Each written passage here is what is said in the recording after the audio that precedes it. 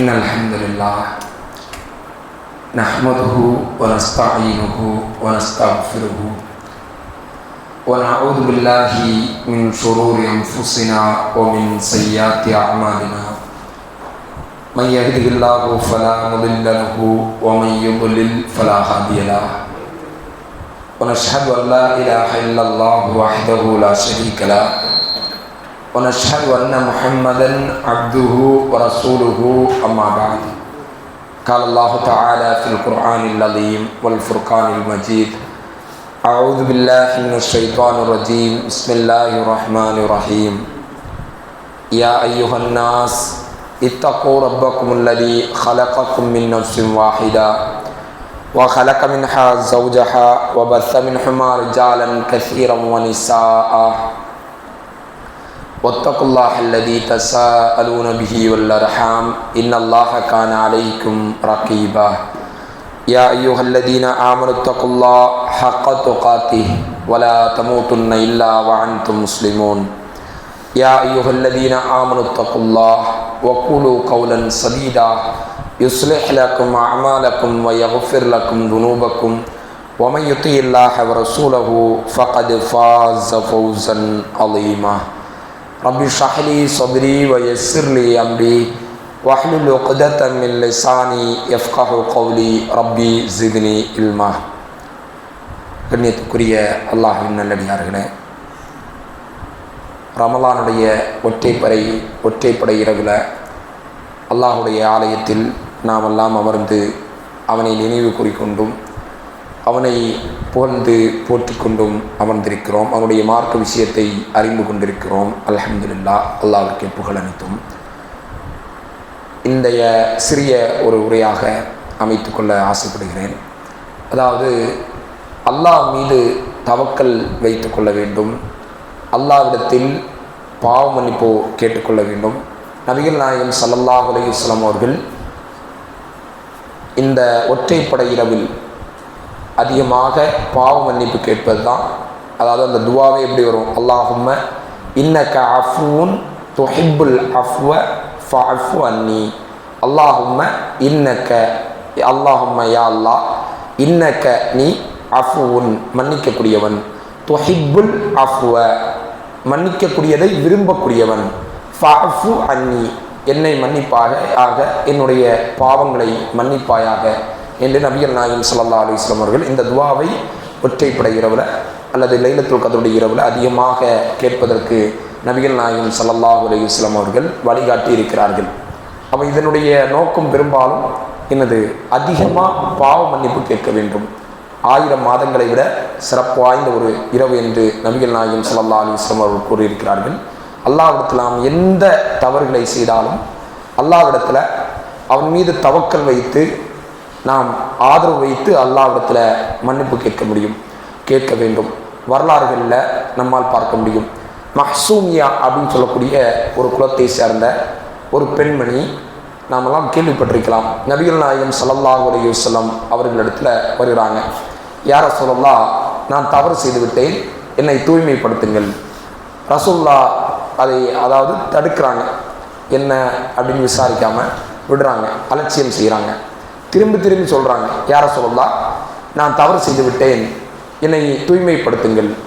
அதற்கு என்ன ஆதாரமாக சொல்கிறாங்கன்னா, தன்னுடைய வயிற்றில் குழந்தை வளர்கிறது, கரு வளர்கிறது அப்படின்றாங்க. விபச்சாரம் செய்துட்டேன், எனக்கு தண்டனை கொடுங்க. ரசூலுல்லாஹி ஸல்லல்லாஹு அலைஹி வஸல்லம் அவர்கள் என்ன செய்கிறாங்க? குழந்தையை பெற்றெடுத்துட்டு வாங்க. குழந்தையை பெற்றெடுத்த பின்னாடி அந்த பெண்மணி வர்றாங்க. அதற்கு பிறகு ரசூலுல்லாஹி ஸல்லல்லாஹு அலைஹி வஸல்லம் பால் ஊட்டக்கூடிய அந்த காலகட்டத்தை முடிச்சுட்டு வாங்க. அந்த பெண்மணி மீண்டும் போகிறாங்க, பால் ஊட்டக்கூடிய காலத்தை முடிக்கிறாங்க. நபிகள் நாயகம் அவர்கள் அந்த குழந்தை ஒரு உணவை எடுத்து சாப்பிடக்கூடிய அளவுக்கு அது பக்குவம் வரட்டும், அதுக்கு பின்னாடி வாருங்கள் அப்படிங்கிறாங்க. அதற்கு பின்னாடியும் அந்த இறை அச்சம், அந்த அல்லாஹ்வுடைய நாம் தவறு செய்து விட்டோம், எத்தனை வருடங்கள் ஆகுது, அல்லாஹ் தண்டிப்பான். மக்கள் என்ன வேணாலும் பேசிக்கிட்டு போகிறாங்க, மக்கள் இனிவாக தான் பேசுவாங்க. ஆனாலும் அல்லாஹ்விடத்தில் மாட்டிவிடக்கூடாது என்பதற்காக அந்த பெண்மணி திரும்ப வர்றாங்க. நபிகள் நாயகம் ஸல்லல்லாஹு அலைஹி வஸல்லம் அவர்கள் அந்த பெண்மணிக்கு கல்லறி தண்டனை, மரண தண்டனையை கொடுப்பதற்கு சஹாபாக்கள் உத்தரவிடுறாங்க. மரண தண்டனை கொடுக்கப்படுகிறது. இதில் 2 செய்திகள் இது மாதிரி வரும். அதில் ஒரு செய்தியில் ஹாலித் பின் வலீத் ரலியல்லாஹு அன்ஹு அவர்கள் அந்த கல்ல ஏறுகிறாங்க. அந்த கல் மரண தண்டனை கொடுக்குறாங்க. அதாவது மரண தண்டனையை நிறைவேற்றக்கூடிய நேரத்தில் முஸ்லீம்களுக்கு இரக்கம் வரக்கூடாது. ஏன்னா அவர்கள் மார்க்கத்துக்கு எதிரான தவறை செய்திருக்கிறார்கள். நம்ம அல்லாஹ்வுடைய உத்தரவுப்படி தண்டனை கொடுக்குறோம், நம்ம இஷ்டத்துக்கு கொடுக்கல. அப்போ ஹாலித் பின் வலீத் ரலியல்லாஹு அன்ஹு அவர்கள் மற்ற நபித்தோழர்கள் கல்லெறி தண்டனை கொடுக்கக்கூடிய நேரத்தில் அந்த இரத்தம் அவருடைய உடல்ல மேல பட்டுறது. உடனே ஹாலித் பின் வலீத் ரலியல்லாஹு அன்ஹு அவர்கள் திட்ட ஆரம்பிக்கிறாங்க. நபிகள் நாயகம் ஸல்லல்லாஹு அலைஹி வஸல்லம் அவர்கள் உடனே கண்டிக்கிறாங்க. திட்டக்கூடாது என்று சொல்லுகிறார்கள். லகது தாப தௌபத்தன், அவர் அழகான முறையில பாவ மன்னிப்பு கேட்டுவிட்டால். இது மாதிரி இன்னொரு செய்தியிலே வரும். இந்த செய்தியில ரசூலுல்லாஹ் என்ன சொல்லுவாங்கன்னா, இந்த பெண் கேட்ட பாவ மன்னிப்பை ஒரு மதீனாவுடைய 70 நபர்களுக்கு பங்கிட்டு கொடுத்தால் அனைவருக்கும் பாவ மன்னிப்பு கிடைத்துவிடும் அப்படின்னு ரசூலுல்லாஹி ஸல்லல்லாஹு அலைஹி வஸல்லம் அவர்கள் சொன்னார்கள். இவளுடைய பாவ மன்னிப்பை விட சிறந்த ஒரு விஷயத்தை பார்க்க முடியுமா அப்படின்னு ரசூலுல்லாஹி ஸல்லல்லாஹு அலைஹி வஸல்லம் அவர்கள் கேட்கிறாங்க. அப்போ நான் ஒரு தவறு செய்து விட்டோம், சிறிய தவறோ பெரிய தவறோ, அல்லாஹ்விடத்துல உடைந்து அழுது அழுது அவனை நினைத்து நினைத்து நாம் மன்னிப்பு கேட்டோம் என்று சொன்னால் அந்த வார்த்தையை நம்ம சிந்திச்சு பார்க்கணும். 70 பேருக்கு பாவ மன்னிப்பு கொடுத்தால் கூட அனைவருக்கும் பாவ மன்னிப்பு கிடைத்துவிடும் என்று சொன்னார்கள். இன்னொரு செய்தியில பார்த்தீங்கன்னா நபிகள் நாயகம் ஸல்லல்லாஹு அலைஹி வஸல்லம் அவர்கள் சொல்வார்கள், அதாவது பொது சொத்தை மோசடி செய்வது பெரிய பாவம். பொது சொத்து இருக்குல்ல, அதுல மோசடி செய்தது பெரும் பாவம். அப்படி அந்த பெரும்பாவத்தை செய்த ஒருவர் இப்படி இந்த பெண் கேட்ட அளவிற்கு பாவ மன்னிப்பு கேட்டிருந்தால் அவருடைய பாவம் கூட மன்னிக்கப்பட்டிருக்கும். அந்த அளவிற்கு இந்த பெண் பாவ மன்னிப்பை கேட்டிருக்கிறாள் என்று நபிகள் நாயகம் ஸல்லல்லாஹு அலைஹி வஸல்லம் அவர்கள் விளக்கம் கொடுக்குறாங்க. நபி தோழர் இடத்துல சொல்றாங்க. அதே செய்தியில் இன்னும் இதே மாதிரியான ஒரு பெண் நபிகள் நாயகம் ஸல்லல்லாஹு அலைஹி வஸல்லம் மரண தண்டனையை நிறைவேற்றி விட்டார்கள். உமர் ரலியல்லாஹு அன்ஹு அவர்கள் வந்து நிற்கிறாங்க. ரசூலுல்லாஹ் கேட்கிறாங்க, யா ரசூலுல்லாஹ், இந்த பெண்ணிற்கா நீங்க ரசூலுல்லாஹ் தொழுகைக்கு ஜனாசாவுடைய தொழுகை நடத்துவதற்கு தயாராகிறாங்க, இந்த பெண்ணிற்கு நீங்கள் ஜனாசா தொழுகை நடத்த போறீங்களா? உடனே ஆமா நான் தொழுகை நடத்த போறேன் அப்படின்னு சொன்னோன்னே உமர் ரலியல்லாஹு அன்ஹு அவர்கள் சொல்கிறார்கள், யா ரசூலுல்லாஹ், இவள் விபச்சாரம் செய்த பெண்ணாச்சு, பெரிய பாவம் செய்த பெண்ணாச்சு அப்படின்னு சொல்லக்கூடிய நேரத்திலும் நபிகள் நாயகம் அதே பதிலை சொன்னார்கள், அவள் அழகிய முறையில் பாவ மன்னிப்பு கேட்டுவிட்டால். ஒரு செய்தியில சொல்லுவாங்க 70 பேருக்கு பங்கிட்டு கொடுத்தாலும் 70 பேருக்கும் பாவ மன்னிப்பு கிடைக்கணும். இன்னொரு செய்தியில நபிகள் நாயகம் அவர்கள் சொல்வார்கள், ஒரு பொது சொத்தை ஆட்டை மோசடி செய்த ஒருவர் பாவ மன்னிப்பு இந்த அளவுக்கு கேட்டிருந்தால் கூட அவருக்கும் பாவ மன்னிப்பு கிடைக்கும் என்று நபிகள் நாயகம் ஸல்லல்லாஹு அலைஹி வஸல்லம் அவர்கள் சொல்வதை நம்மால் பார்க்க முடியும். இந்த செய்திகளில் இருந்து நாம் பெறக்கூடிய படிப்பினை என்னவென்று சொன்னால், நாம் தவறு செய்து விட்டோம், பெரிய தவறுகளை அல்லாஹ் ரப்புல் ஆலமீன் சிறிய தவறுகளை நாம் செய்யக்கூடிய சிறிய தவறுகளை அல்லாஹ் நம்மை மன்னிச்சிருவாங்க. பெரிய தவறு பக்கம் போகக்கூடாது. ஒருவேளை நாம் அல்லாஹ் பாதுகாக்கணும், பெரிய தவறை செய்தால் கூட அல்லாஹ்விடத்தில் எந்த அளவிற்கு நாம் மன்னிப்பு கேட்கிறோமோ அல்லாஹ் நாடினால் மன்னிப்பான், அல்லது அதற்குரிய தண்டனையை தருவான். அப்போ நம்ம இந்த இரவு என்று சொன்னால் பொதுவாகவே பாவ மன்னிப்பை நாம் அதிகமாக கேட்க வேண்டும். அதோடு சேர்த்து அல்லாஹ் மீது தவக்கல் வைக்க வேண்டும், அல்லாஹ் மீது நம்பிக்கை வைக்கணும். நம்முடைய ஆதரவை நம்ம எல்லா விஷயத்துக்கும் எல்லா ஆற்றலும் அல்லாஹ் உள்ளவன், அல்லாஹ்விற்குரியது, அவனால் முடியாது எதுவும் கிடையாது என்ற ஆதரவை நாம் வைக்க வேண்டும். பல நபிமார்கள், பல இறை தூதர்களுடைய, பல நல்லடியார்களுடைய வரலாற்றை திருமறை குர்ஆனில் நாம் படித்து பார்த்தோம் என்றால் அத்தனை பேரும் பல சோதனைகள், பல பிரச்சனைகள், மீளவே முடியாது என்று நினைக்கக்கூடிய பிரச்சனைகளில் எல்லாம் மாட்டியிருப்பார்கள். ஆனால் அவருடைய சிந்தனை அல்லாஹ் உதவி செய்வான், அல்லாஹ் நமக்கு உதவி செய்வான் என்ற அந்த சிந்தனை, அந்த தவக்கல், அந்த ஆதரவு வைத்ததன் காரணத்தினால அல்லாஹ் ரப்புல் ஆலமீன் நினைத்து பார்க்க முடியாதவற்றை அவர்களுக்கு வழங்கியிருக்கிறான். ஒரே ஒரு செய்தியை நம்மால் சொல்ல முடியும். ஒரு மனிதர் அடர்ந்த காட்டு பகுதியில் நிற்கிறார். ஆதாரப்பூர்வமான செய்தி. அடர்ந்த காட்டு பகுதியில் நிற்கிறார். நிற்கக்கூடிய நேரத்தில் ஒரு திடீரென்று ஒரு சப்தம் கேட்கிறது. என்ன சப்தம் என்றால் சமியா சவுத் சஹாபா, அதாவது மேகங்கள் பேசிக் கொண்டிருக்கக்கூடிய சப்தம். ஆதாரப்பூர்வமான ஹதீஸ் கிதாப்ல பதிவு செய்யப்பட்டிருக்கிறது. மேகங்கள் பேசிக் கொண்டிருக்கிறது.